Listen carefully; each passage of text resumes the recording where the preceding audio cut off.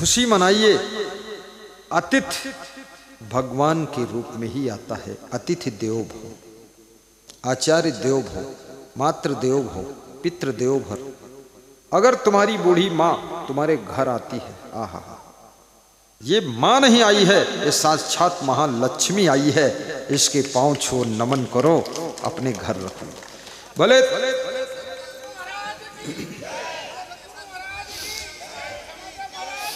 जय जय। भले ही तुम्हारी माँ ने सोना चांदी दूसरे भाई को दे दिया हो,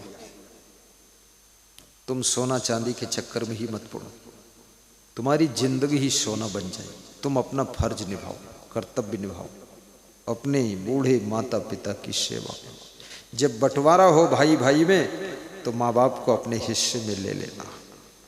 फिर माँ बाप की इच्छा है दूसरे भाई के पास जाऊंगा तो खुशी से भेज देना, फिर आने की इच्छा है तो फिर वापस ले लेना, और फिर जाने की इच्छा तो फिर भेज देना। आते जाते रहो, ठीक है, मेहमान बन जाओ। बुढ़ापे में माँ बाप को, सास ससुर को मेहमान बनना चाहिए। 15 दिन इस बेटे के यहाँ रहो, 1 महीना उस बेटे का रहो, 2 महीना तीसरे बेटे के यहाँ रहो, फिर बेटी के यहाँ भी चले जाओ, 15 दिन वहाँ रहो। सब जगह माल छको, राउंड करते रहो, मेहमान बने रहो, आनंद आती रहे। हाँ, और जहाँ जाओ तो अपनी पेंशन से 2000 4000 दे भी दो। ऐसा नहीं कंजड़ सास ससुर बहुत खतरनाक। जब जाइए तो अपनी बहू को 10,000 की गड्डी थमाया। बहू बोली, वाह ससुर जी, फिर जल्दी आना। हाँ हाँ फिर आना। ये पैसे की बहुत बड़ी ताकत होती, तुमको क्या पता जी। लेकिन जब पैसा फेंकोगे तभी तो तमाशा देखोगे। लालच करोगे तो कोई ताकत नहीं इसमें। फिर तो सांप की कुंडली बनकर बचाते रहो पैसा। पैसा फेंकना भी चाहिए, देना भी चाहिए। कभी अपनी बेटी के यहाँ जाओ, दामाद को भी दे दो 5,000 बेटी को दे दो कि संभालो, चिंता मत करना, और जरूरत होगी, तेरा बाप जिंदा है। अब बाप के अंदर सब खोखला है, कुछ है नहीं, लेकिन हिम्मत बढ़ाने के लिए कम से कम बोलो तो। ये संसार मनोबल से ही जीवित रहता है। जिनका मनोबल टूट जाता है, आत्मबल टूट जाता है, याद रखना वह बिना मौत के ही आत्महत्या करके मरने की कोशिश करते हैं। और मनोबल जब तक है सब कुछ लुट जाता है, लेकिन फिर भी आदमी जिंदगी जीने के लिए खड़ा हो जाता है। बोलो सद्गुरु भगवान की जय जय जय। मैं जब आश्रम जाता था अपने गुरु का मनोबल बढ़ा देता था। मैं था तो शिष्य, मैं बोल देता था बिल्कुल चिंता मत करना, और जो आपको जरूरत है, जो बोलना बोलो, फटाक से तुरंत होगा। वो मुझे जानते थे, है व्यक्ति जुझारू है, मैं उल्लू जुल्लू काम करता ही नहीं था, बिल्कुल तुरंत, इमीडिएट। मैं बोलता था गुरुजी मैं आ गया, बोले तो ठीक है बैठो। मैंने कहा मैं सब संभाल दूंगा, बहुत बड़ा प्रोग्राम है, इसको ऐसे नचाऊंगा पतंग जैसे। तो गुरुजी लेट जाते थे पलंग पर, नींद आ जाती थी। हमने कहा आप सो गए, सलाह चल रही थी। बोले तुम सब संभाल लोगे तो हमें नींद आ गई।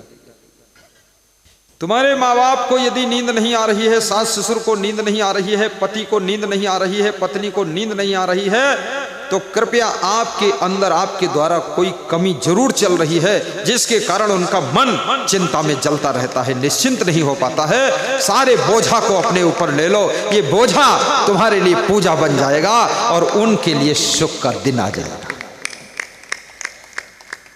तुम्हारे होते हुए अगर माता पिता चिंतित है, भाई चिंतित है, पत्नी चिंतित है, पति चिंतित है, धिक्कार है। ऐसे कार्य क्यों कर रहे हो? निश्चिंत कर दो। जो दूसरों को निश्चिंत करे वो भगवान का ही रूप होता है। दूसरों को चिंता की अग्नि में ढकेल दे वो शैतान का रूप होता है। दूसरों की चिंता को बांट लीजिए, छीन लीजिए, निश्चिंत कर दीजिए और हंसने का मौका दीजिए। तुम्हारे अंदर इतनी सामर्थ्य है, आपन तेज समारो आपे, तीनों लोग हाँकते कांपे। आप अपनी शक्ति का सदुपयोग ही नहीं कर पा रहे हैं, अज्ञानता के अंधकार में भटक रहे हैं। आप अपने शरीर की शक्ति, मन की शक्ति, बुद्धि की शक्ति को देखिए, कितनी ताकत है आपके अंदर। तुम वही हो जो किसी जन्म में तुमने प्रधानमंत्री बनकर के देश की कमान संभाली है। तुम वही हो जो मुख्यमंत्री बनकर तुमने प्रदेश को संभाला है। तुम वही हो नगर पालिका अध्यक्ष बनकर के पूरे शहर को संभाला है। आज तुमसे एक छोटी सी फैमिली नहीं संभल रही है। अपनी तेज शक्ति को याद करो और सब कुछ संभल जाएगा।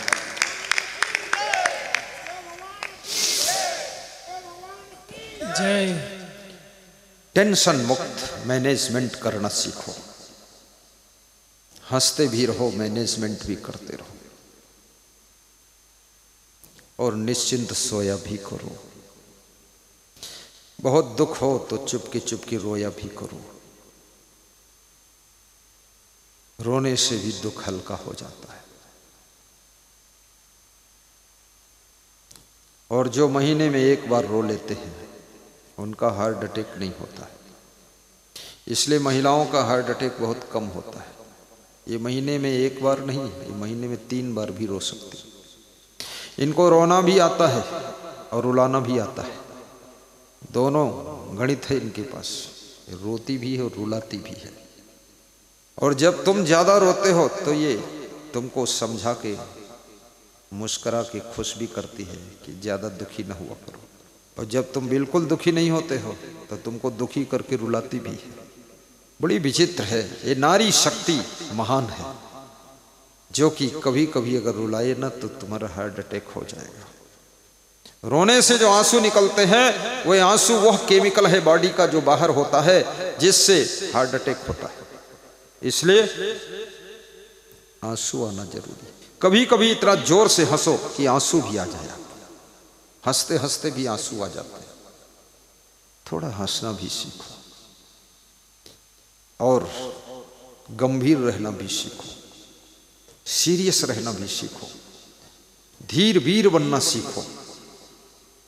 धैर्य ही तुम्हारा मित्र है।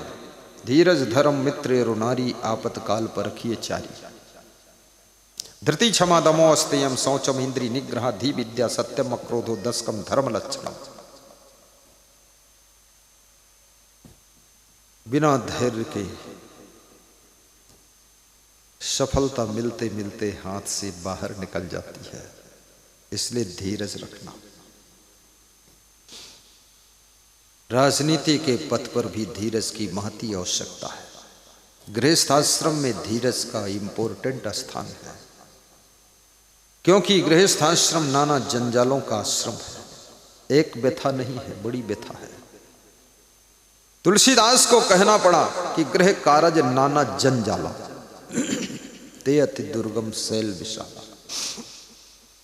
बड़े बड़े पहाड़